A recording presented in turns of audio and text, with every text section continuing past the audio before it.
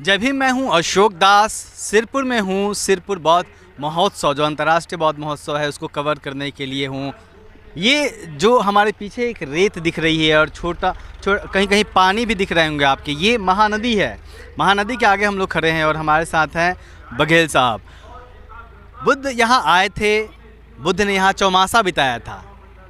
बघेल साहब का कहना है कि बुद्ध आदिवासी समाज जो है वो पहले बुद्धिस्ट था। इनकी अपनी थ्योरी है और इनका ये कहना है कि बुद्ध के छत्तीसगढ़ के गांव-गांव में महामाया के मंदिर हैं और जो आदिवासी जिसे बूढ़ा देव कहते हैं वो कहीं ना कहीं बुद्ध है।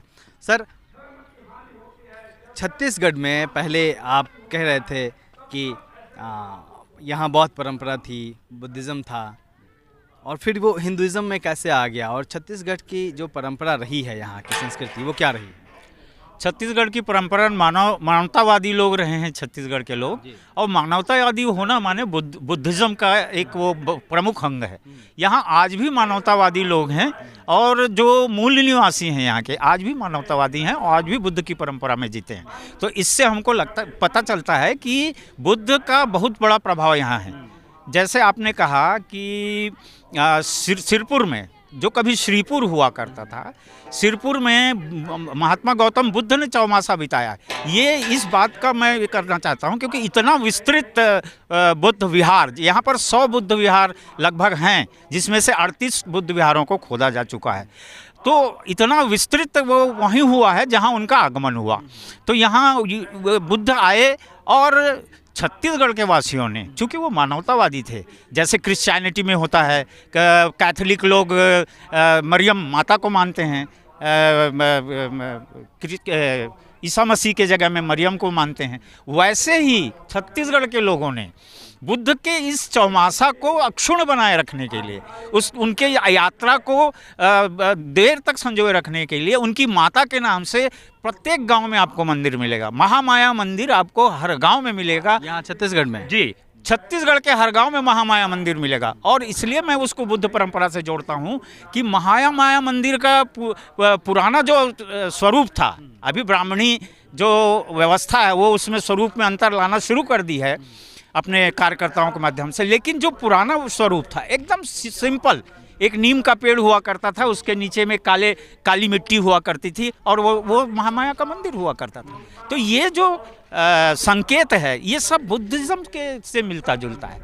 तो इस आधार पर मैं कहता हूँ कि बुद्ध के इस चौमासा को अक्षुण्ण बनाए रखने के लिए छत्तीसगढ़ के वासियों ने गांव-गांव में महामाया का मंदिर रखा है। उनकी माँ के नाम से मंदिर हर जगह आपको मिलेगा। आज भी वो मौजूद हैं। इवन राजधानी रायपुर में आप जाएंगे। और दूसरी बात मैंने कही कि बूढ़ा देव कोई नहीं, बुद्ध देव हैं। क्यों? क्योंकि ये आदिवासियों की परंपरा मिलती थी तो उन्होंने उनको अपना गुरु माना, बुद्ध को। और आज भी आप राजधानी रायपुर में जाएंगे तो वहाँ एक बूढ़ा तालाब है। हालांकि उसको भाजपा शासनकाल में उसका नाम विवेकानंद सरोवर रख दिया गया, लेकिन आज भी लोग उसको बूढ़ा तालाब के नाम से ही जानते हैं। और वो बुद्ध के नाम से तालाब था। और वहीं पर आपके बूढ़ा तालाब के किनारे में आपको महामाया मंदिर मिलेगा। अच्छा, आधार क्या है आपका कहने का? आधार ये है कि महामाया एक महान देवी मानते हैं यहाँ के लोग, और महामाया कोई और उसको कोरिलेट नहीं कर पाते हैं। और एक ही महामाया है जो सारे भारत में, सारे विश्व में प्रसिद्ध है, जो गौतम बुद्ध की माता थी। तो इस आधार पर मैं कहता हूँ कि बुद्ध की माता का ही स्मरण छत्तीसगढ़ के गांव-गांव में होता है महामाया के नाम पर।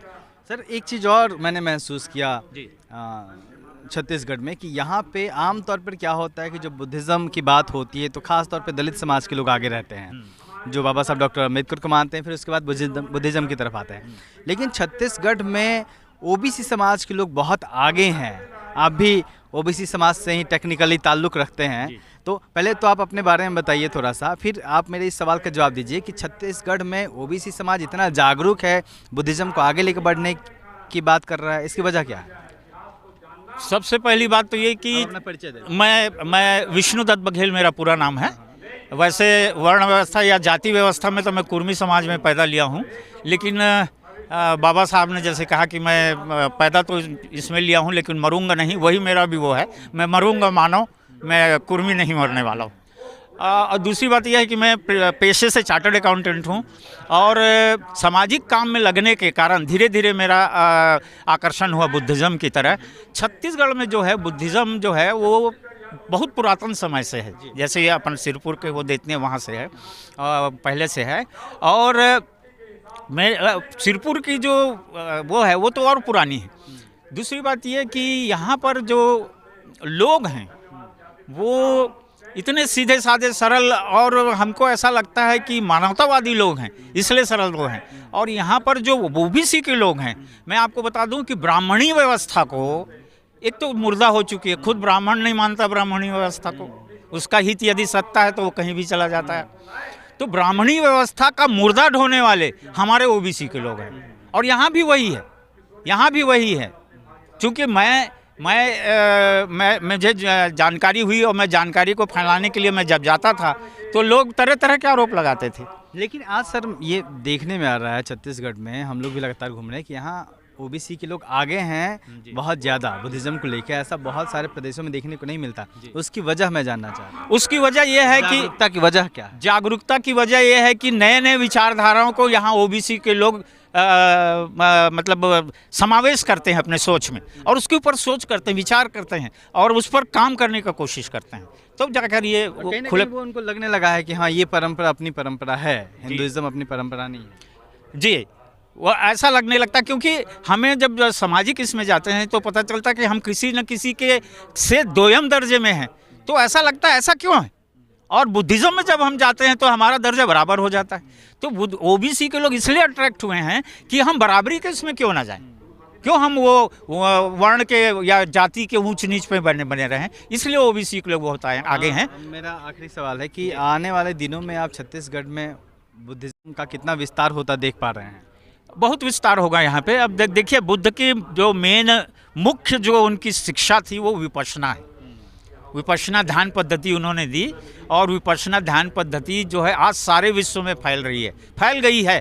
ऐसा कोई विश्व में ऐसा कोई कॉन्टिनेंट नहीं है जहाँ पर विपश्यना केंद्र ना हो। और विपश्यना केंद्र इतना अच्छे से शांति और उसका संदेश दे रहा है, तो मैं समझता हूँ कि ये जो है सारे विश्व में फैलेगा और छत्तीसगढ़ में भी बहुत जल्दी ही फैलेगा।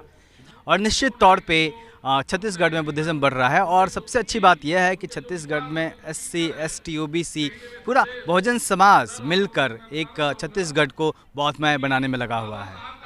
छत्तीसगढ़ के सिरपुर से मैं अशोक दास, दलित दस्तक।